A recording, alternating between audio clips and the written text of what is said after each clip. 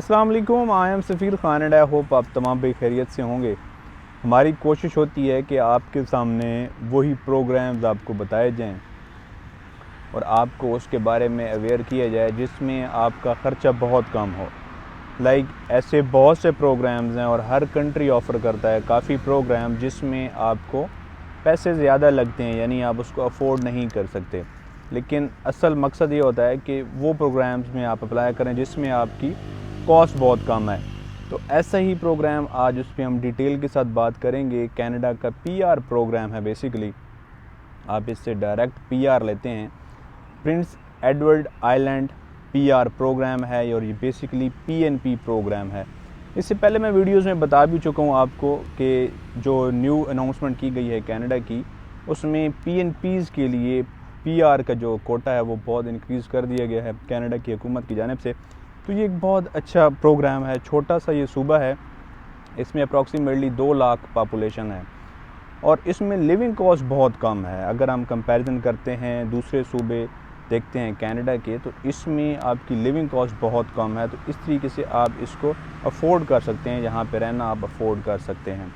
अगर सपोज़ हम अपार्टमेंट्स की बात करते हैं, इस तरीके से अगर दूसरे प्रोविंस में आप अपार्टमेंट लेते हैं, रूम लेते हैं कनाडा में, अप्रॉक्सीमेटली आपको 1800-2000 कैनेडियन डॉलर का मिलता है। बट इस प्रोविंस में आप 1000-1100 कैनेडियन डॉलर्स तक आप ले सकते हैं, आप रूम वहाँ पे रह सकते हैं। तो ये एक अफोर्डेबल प्रोविंस है, इसलिए काफ़ी लोग प्रायोरिटी भी करते हैं कि इस प्रोविंस में वो जाएं, इस प्रोविंस की पीएनपी में वो पीआर लें। और इस प्रोविंस का रिकॉर्ड अच्छा है। अगर हम रिसेंटली देखते हैं 2023 की बात देखते हैं, जो कि पिछला साल था, उसमें इन्होंने पीएनपीज़ में पीआर जो दिए हैं वो ज़्यादा कैंडिडेट्स को मिला है। लेकिन कैंडिडेट्स ने भी ज़ाहिर सी बात है उसके लिए हार्ड वर्क किया है और उसने प्रॉपर एक होमवर्क से फिर इसमें अप्लाई किया है, जिससे उनके फिर ज़्यादा चांसेस होते हैं। आपको हमेशा बताया जाता है कि आप उन्हीं प्रोग्राम्स में अप्लाई किया करें जिसमें आप एलिजिबल हो। सबसे पहले आपने एलिजिबिलिटी देखनी होती है कि क्या आप उसमें एलिजिबल हैं, बिकॉज़ हर प्रोग्राम में आप हर बंदा एलिजिबल नहीं हो सकता। हर प्रोग्राम का, हर प्रोविंस का एक कोटा होता है, क्राइटेरिया होता है, पॉइंट्स होते हैं, एज के पॉइंट्स होते हैं, लैंग्वेज के पॉइंट्स होते हैं। तो आपने ये ख़ुद की प्रोफाइल को एक्सेस करना है, ख़ुद की प्रोफाइल को आपने पूरी तरह से देखना है, फिर आपने फिर डिसीजन लेना है कि हाँ जी आप इस प्रोग्राम में अप्लाई करेंगे। कनाडा में काफ़ी प्रोग्राम्स हैं और पीआर के प्रोग्राम्स हैं, उसमें आप अप्लाई करें, बट उससे पहले आप थोड़ी सी अपनी असेसमेंट कर लिया करें। अब हम इसकी बात करते हैं, एलिजिबिलिटी को देखते हैं कि कौन लोग अप्लाई कर सकते हैं। तो बेसिकली इस प्रोग्राम में पीआईई में 100 पॉइंट्स हैं टोटल हम बात करते हैं 100 पॉइंट्स हैं। उसमें एज है, लैंग्वेज है, आपका वर्क एक्सपीरियंस है कि आपके पास पहले कितना एक्सपीरियंस है उस बेस पे, और उसमें ये इजी क्राइटेरिया है। आपको मैं तमाम चीज़ें इसमें समझाता भी हूँ, आप स्क्रीन पे भी साथ आपको लेके चलेंगे, आप देख सकते हैं उसमें। और इसमें एज क्राइटेरिया है 18 से 59 ईयर्स के लोग अप्लाई कर सकते हैं। 18 to 59 ईयर्स ओल्ड के लोग इसमें अप्लाई कर सकते हैं। ये बहुत बड़ा मार्जिन है, बिकॉज़ कोई भी पीआर प्रोग्राम है वो 50 से ऊपर जो हजरात होते हैं उनके लिए पीआर प्रोग्राम नहीं होता। लेकिन इस प्रोविंस को, क्योंकि इनको बंदे ज़रूरत है, इन्होंने जो एज का लिमिट है वो थोड़ी सी इंक्रीज़ कर दी है, 18 to 59 कर दिया गया। अब हम सबसे पहले एज का क्राइटेरिया देखते हैं। तो एज में हम देखते हैं जो पॉइंट सिस्टम है, मैक्सिमम 20 पॉइंट्स आपको मिल सकते हैं एज के, और बहुत ईज़िली ले सकते हैं आप एज में। तो आपने कोई मेहनत नहीं करनी, एज में आपको मैक्सिमम 20 पॉइंट्स मिलेंगे। अगर आपकी एज 18 to 24 है, 7 पॉइंट्स हैं। अगर 25 to 29 है, आपके 20 पॉइंट्स हैं। ये एक बहुत बड़ा जो एज का ये एक क्राइटेरिया है, इसमें आपको पॉइंट्स मिल सकते हैं। अगर आपकी 30 to 44 है, आपको 15 मिलते हैं। अगर आप 45 to 49 आपकी एज है, आपको 10 पॉइंट्स मिलते हैं। अबव 49 आपको 0 मिलते हैं। ठीक है कि जो हजरात जिनकी एज 49 से ज़्यादा है उनको पॉइंट्स में तो 0 मिलेंगे, लेकिन एलिजिबल हैं, एलिजिबल 59 तक एलिजिबल हैं, सिर्फ उनको स्कोर कम मिलेगा, स्कोर नहीं मिलेगा एज का। उसके बाद हम देखते हैं लैंग्वेज को। अब लैंग्वेज में काफ़ी लोग आइल्स से घबरा जाते हैं, तो इसमें कुछ ऐसा क्राइटेरिया भी है कि जिसमें आपको आइल्स ज़रूरत नहीं है, वो मैं आपको आगे जाके बताऊँगा। और इसमें अगर हम पॉइंट्स की बात करते हैं, लैंग्वेज में CLB 9 और 8 अगर है, उसमें आपको मैक्सिमम पॉइंट्स 20 मिलते हैं। अगर आपका CLB 8 है, आपको 15 मिलते हैं। अगर आपका CLB 7 है, आपको 10 मिलते हैं। CLB 7 से नीचे आप एलिजिबल हैं, यानी आपके पास CLB 4 है, 5 है, बैंड आपके पास 4 वाला एलिजिबल है। इसमें इस PIE प्रोग्राम में आपका IELTS बैंड 4 है, आप एलिजिबल हैं। आपको पॉइंट्स उसमें नहीं मिलेंगे, पॉइंट्स आपका ज़ीरो होगा। जो पॉइंट्स होता है वो CLB 7 से ऊपर होते हैं। आप लोग एलिजिबल हो, जिसके पास IELTS 4 तक भी है, आप वो उसमें एलिजिबल हो, आप उसमें अप्लाई कर सकते हैं, ठीक है। उसके बाद अगर हम आगे क्राइटेरिया देखते हैं एजुकेशन का, एजुकेशन में इनका बहुत बड़ा कोटा दिया गया है। एजुकेशन में अगर आपके पास डिग्री है मास्टर्स और PhD, आपको 15 पॉइंट्स मिलते हैं, मैक्सिमम 15 पॉइंट्स।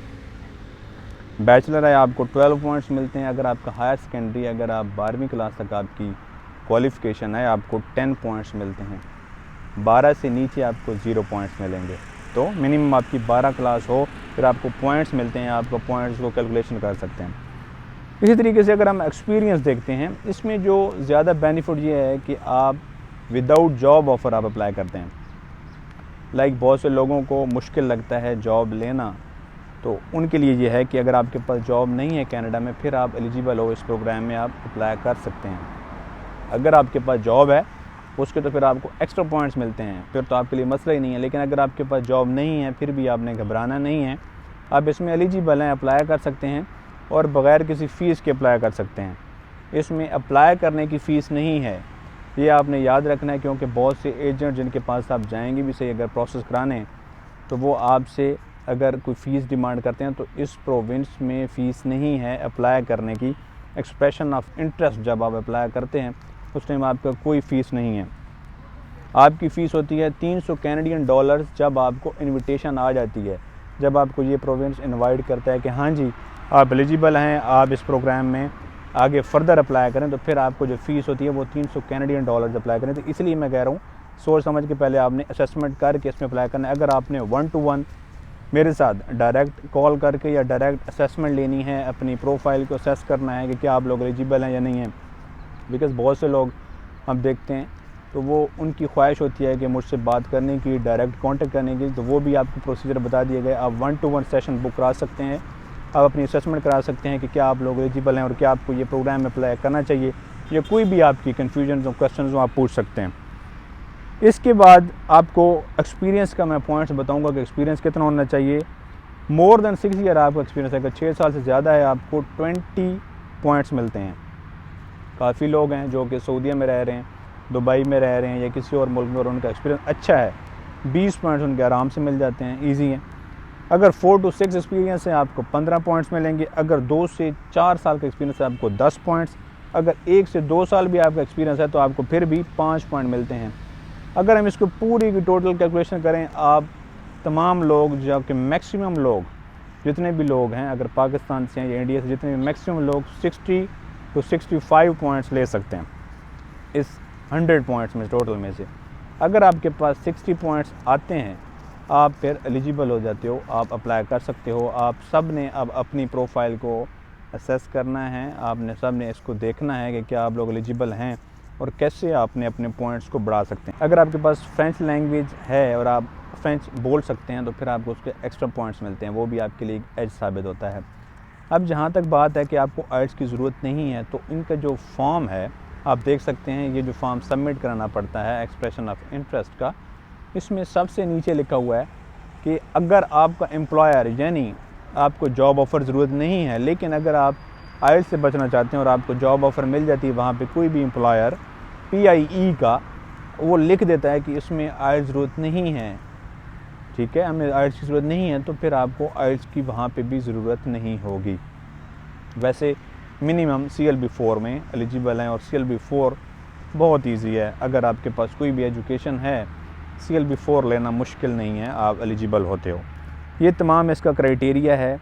इसके अलावा कुछ इनकी ऑक्यूपेशन इन डिमांड में भी हैं, यानी कुछ ऐसी ऑक्यूपेशंस जो कि इस प्रोविंस में, प्रिंस एडवर्ड आइलैंड में, जो कि इन डिमांड में ऑक्यूपेशन, अगर उसमें आप फॉल करते हैं फिर आपको एक्स्ट्रा पॉइंट्स मिलते हैं। वो आपके सामने हैं, उसमें नर्स भी है, कंस्ट्रक्शन भी हैं, कुछ मेडिकल की भी इसमें शोबे हैं, शामिल हैं, इस तरीके से प्रोसेसिंग है, और भी तमाम इसमें शोबे शामिल हैं। आप इसको ख़ुद भी पढ़ सकते हैं ब्रीफली। और इसके बाद अगर आपको, फिर मैं कह रहा हूँ कोई भी आप कंसल्टेंट या एजेंट्स के थ्रू अगर काम कराते हैं, वैसे ये हम प्रोसेस करते हैं, अगर आप हमसे कराएं हम भी करते हैं प्रोसेसिंग। अगर कोई भी एजेंट्स या कंसल्टेंट्स आपको कहते हैं इस चीज़ के बारे में कि आपको इसकी फ़ीस होगी या 1000 कैनेडियन डॉलर्स या 500 कैनेडियन डॉलर्स, तो ऐसा बिल्कुल नहीं है। इसकी फ़ीस है 300 कैनेडियन डॉलर्स, वो भी तब है जब आपको इनविटेशन मिल जाता है। एक्सप्रेशन ऑफ इंटरेस्ट सबमिट कराने के टाइम पे आपकी कोई फ़ीस नहीं है। इसमें कोई फ़ीस से आपने ना घबराना है, बिकॉज़ ऐसा केस नहीं है कि बहुत से लोग कहते हैं कि हमारी फ़ीस जो पैसे ज़ाया हो जाएंगे, तो इसमें पैसे जमा ही नहीं कराने तो ज़ाया फिर कहाँ से होंगे। ठीक है, तो ये तमाम चीज़ें हैं। मैं उम्मीद करता हूँ आपको ये तमाम डिटेल के साथ समझ आ गई होंगे। बाकी आपने ख़ुद असेसमेंट करनी है या फिर आपने हमसे भी करानी है तो आप डायरेक्ट कॉल कर सकते हैं, आप सेशन बुक करा सकते हैं। कोई भी आपके कन्फ्यूजन हो, क्यूरीज हो, आप कमेंट सेक्शन में मेंशन करके पूछ सकते हैं। इंशाल्लाह नेक्स्ट वीडियो मिलते हैं। अपना ख्याल रखिएगा। अल्लाह हाफ़िज़।